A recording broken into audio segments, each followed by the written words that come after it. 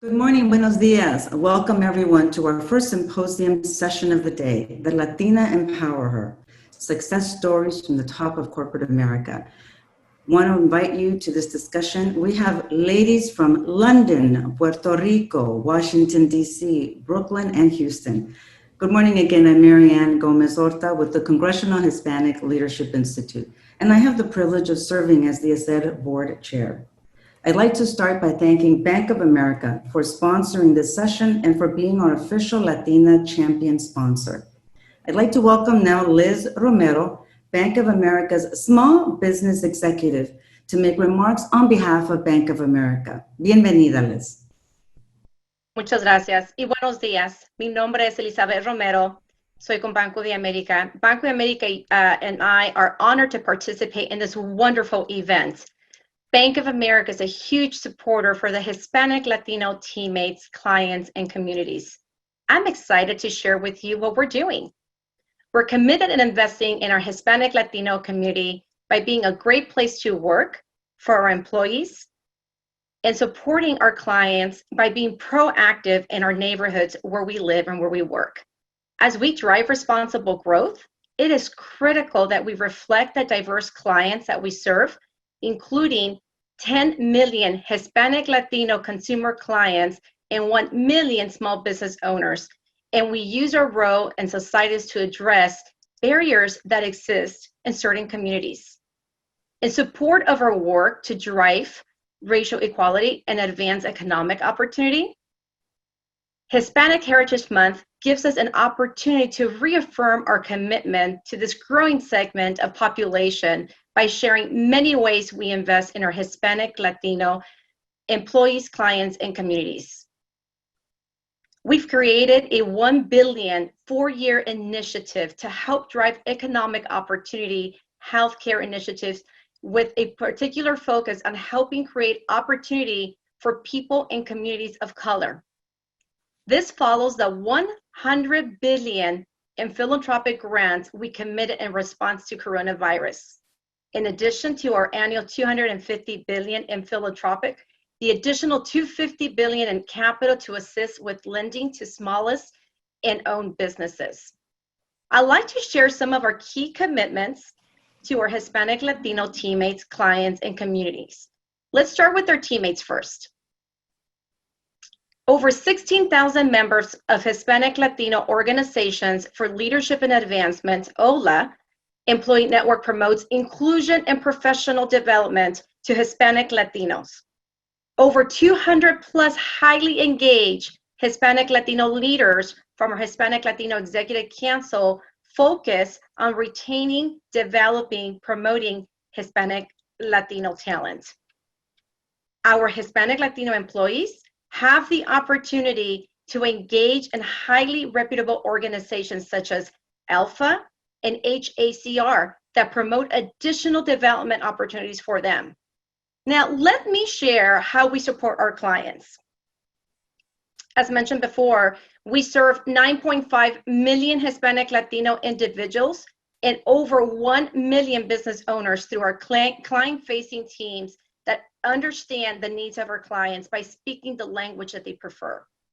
We have also developed Hispanic Latino councils across over 20 markets who focus on understanding the needs of our Hispanic Latinos, and together we work to ensure that we have everything that they need in reference to run their business and all the capabilities within their local market.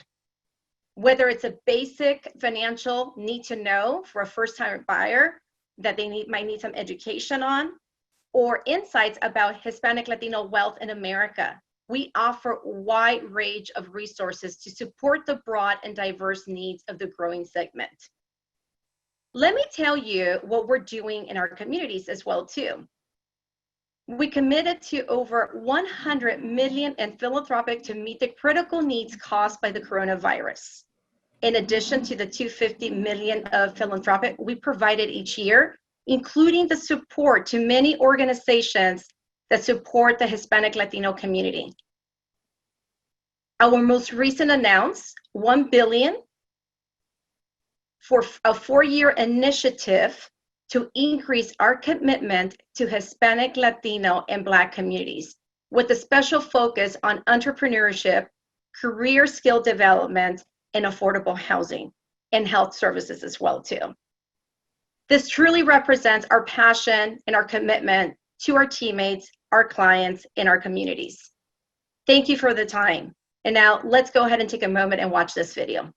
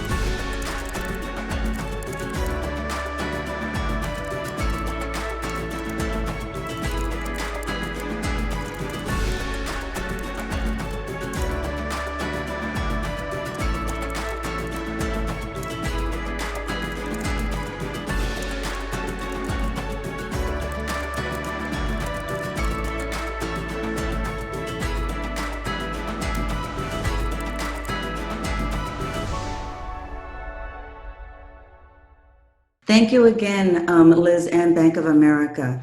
Thank you again for that continued support of ACED and a lot of our different ACED programs.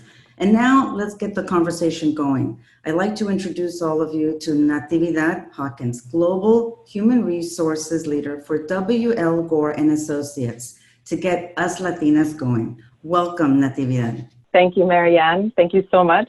And thank you also to the team at ACED for the invitation to moderate today's discussion. I'm honored to be here with all of you. I know that all of you that are listening have chosen to come together because you care about how we can support the inclusion and engagement of Latinas in our organization. In the next hour, as we listen to the stories that Aleida, Liz, and Kim are going to share with us, our goal is to gain insights, and knowing our panelists, I believe we will walk away inspired and energized. We will begin with brief introductions, followed by a discussion. But before everyone gets too comfortable, I'd like to make sure you know that there's an open invitation for you to please be part of the conversation, and you have the chat available to you. So please submit your questions, comments, communicate with one another. My mother's comadre, Delia, has never been in a room where she hasn't been part of an active part of a conversation. So I'm going to ask that we all channel our inner Delia and actively engage using the tools that are available to us. We have set some time aside at the end of the panel to make sure we address the questions that you submit. And now I am so pleased to kick it off by turning it over to our featured guests, who will briefly introduce themselves to get us started. Aleida, would you go first? Thank you, Vida. Hello, everybody. Just thought, I'm sure you've read the bio, so I thought I'd just share a little bit about who I am that's not in the bio. And I think I'll start first by saying soy mexicana. I was born in Mexico, in Tamaulipas, Mexico, and that's where my family's from. I come from a really, really small town in Mexico where there isn't any electricity or running water.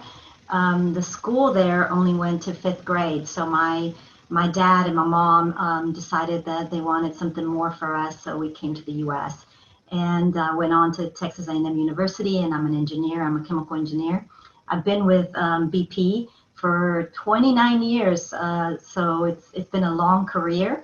It's been a very fruitful career, and I've enjoyed that. It's kind of full circle for me. BP is an integrated energy company that brings energy to the world, and coming from that very small town in Mexico where there wasn't energy, I know how important it is that we all can have the ability to heat our homes, to cook, to prosperity and economic growth, and that's been who I am as an engineer. But I'm also a mother. I have 3 boys. They are 22, 19, and 17.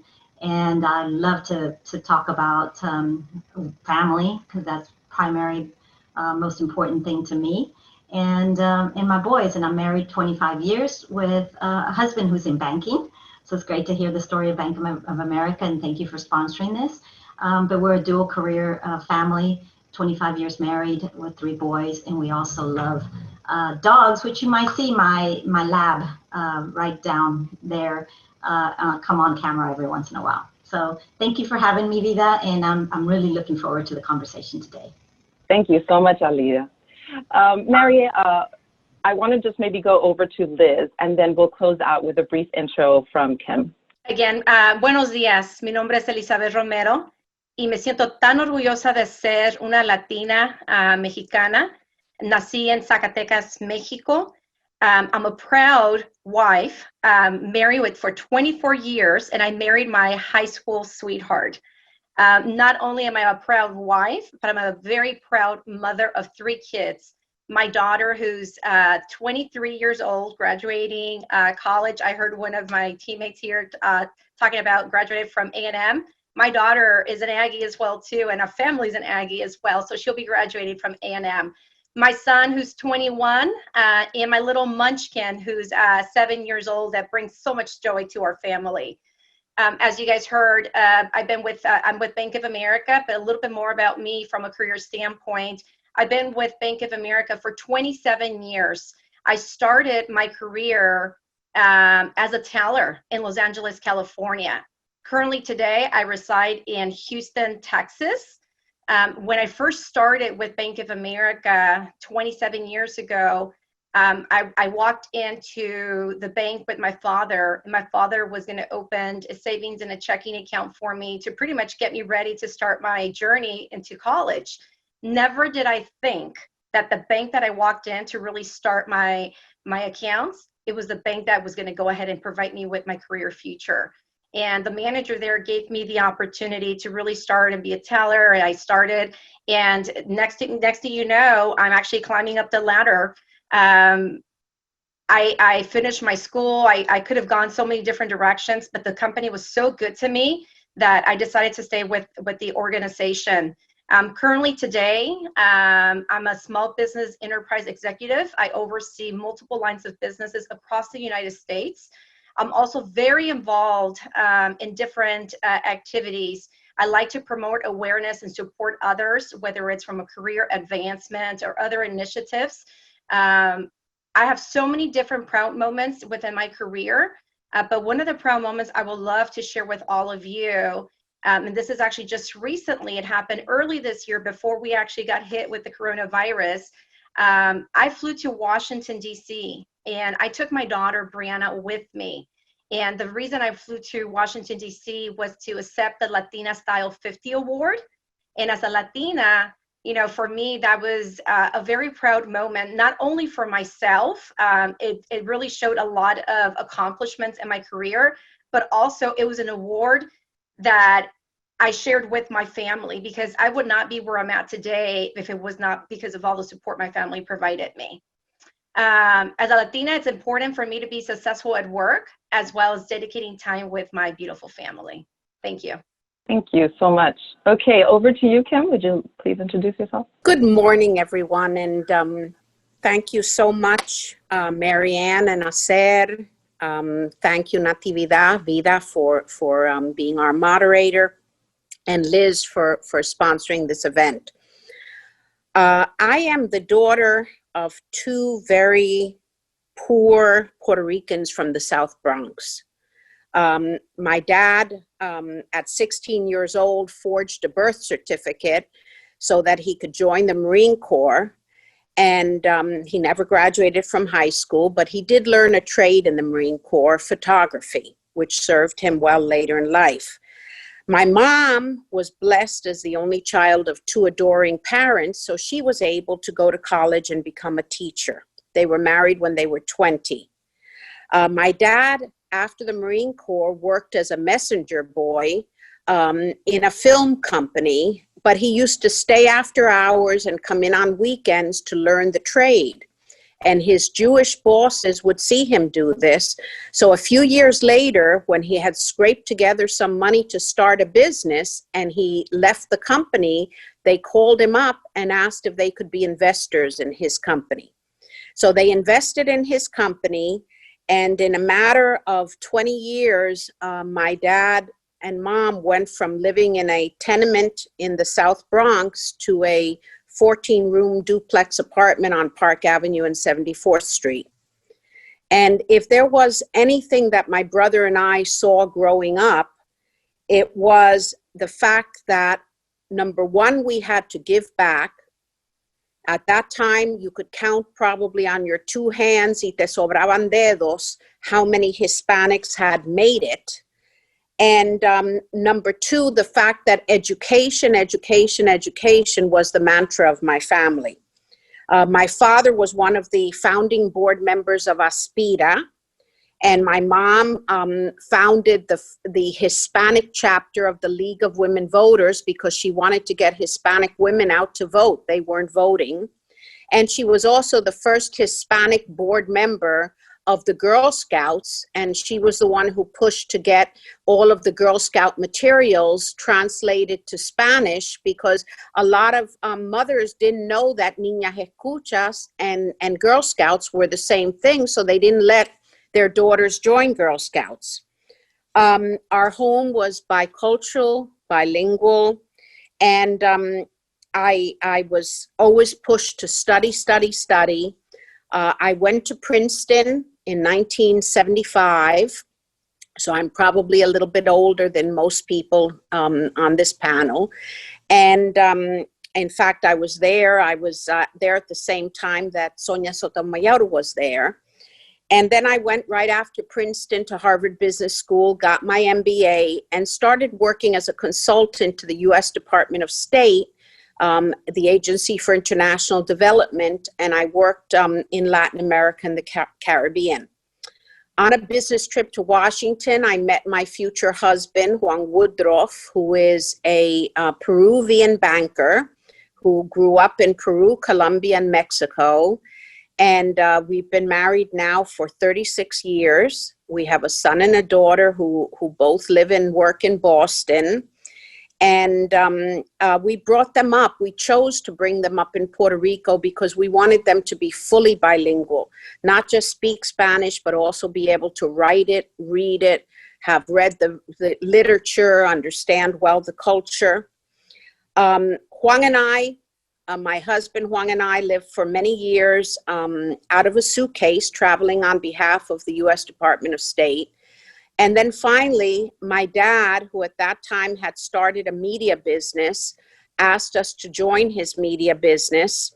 I was there for 22 years. We later sold that business. But I was always, as hard as we always worked, my husband and I always made time for, of course, family and our children, but also for giving back. I was headed for 8 years the fundraising for the American Cancer Society in Puerto Rico. My mom and I founded a center for poor children to get a private school education and be able to have after-school tutors, have nutritious meals, get glasses if they needed glasses, get braces if they needed braces. While I was at Princeton, there was a young man who used to sit in the back of the class taking a Latin American Studies class. I think he was the only non-Hispanic in that class.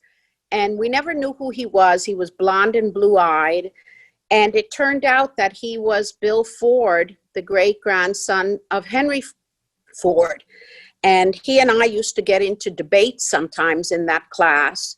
So many, many years later, and Bill and I had not seen each other in over 20 years, I got a phone call from him. And he said, you know, I want diversity on the board of Ford Motor Company, but I don't want it to be just a token. And if you're anything like you were when we were in Latin American Studies class, if you're just as argumentative and just as spunky, that's what I want on my board. So the first board I was invited to join was Ford Motor Company. At that time, it was the Fortune number 5 company. I was the first Latina of any even Fortune 10 company to be on their board. And frankly, it was sort of like not knowing how to swim and jumping off the high diving board into the deep end. But that's another story. In 2006, I joined the Mutual of America board, and interestingly enough, it was an African-American